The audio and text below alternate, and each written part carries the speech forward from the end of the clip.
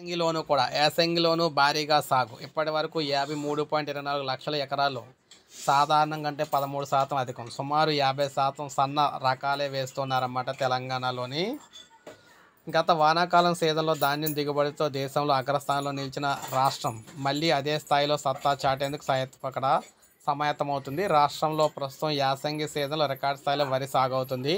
అన్ని రకాల పంటల సాగు విస్తీర్ణం 69 లక్షల ఎకరాలు కాగా అందులో సింహభాగం వరిదే అవుతుంది. యాసంగి సీజన్లో వరి సాధారణ విస్తీర్ణం 47.27 లక్షల ఎకరాలు. గత ఏడాది 51.92 లక్షల ఎకరాల సాగు కాగా ఈసారి నిరుటి కంటే అధికంగా ఫిబ్రవరి నెలకు వరకే 53.24 లక్షల ఎకరాలు వేశారు.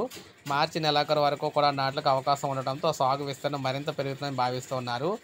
2 మినహా అన్ని జిల్లాల్లో 100% అయితే వేస్తున్నారన్నమాట. రాష్ట్రంలో గత వానాకాలం సీజన్లో 1,29,89,397 ఎకరాల్లో అన్ని పంటలు సాగయ్యాయి. ఇందులో మునుపెన్నడూ కూడా లేని విధంగా 66 లక్షల ఎకరాలు వరి సాగు చేశారు.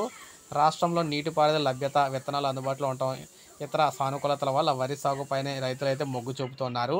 ధాన్యం ఉత్పత్తిలో పంజాబ్, హర్యానా రాష్ట్రాలను తెలంగాణ అధిగమించి అగ్రస్థానంలో నిలిచింది. ప్రస్తుతం యాసంగి సీజన్లో అదే వరబడి కనిపిస్తోంది. ఇప్పటి వరకు 53 లక్షల ఎకరాల్లో వరి సాగు అయితే విస్తరణ వేశారన్నమాట. ఇక యాదాద్రి, భువనగిరి, ఆదిలాబాద్ మినహా మిగిలిన అన్ని జిల్లాల్లో కూడా 100% మేర పంట సాగైంది.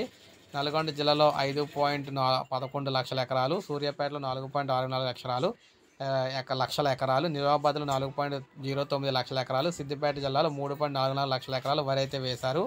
సో పెరుగుతున్న సన్న బియ్యాలు అన్నమాట. ఎందుకంటే సన్న ధాన్యానికి క్వింటాలకు 500 బోనస్ అయితే ప్రభుత్వం ఇవ్వడంతో రైతులందరూ కూడా సన్నాలపై మొగ్గు చూపుతున్నారన్నమాట. ప్రస్తుతం యాసంగిలో 50% మేర రైతులు సన్న రకాలను వేస్తూ ఉన్నారు. సో ఇది మనకు అప్డేట్. ఒక లైక్ చేయండి, సబ్స్క్రైబ్ చేసుకోండి, మన ఛానల్ సబ్స్క్రైబ్ చేసుకొని ఫాలో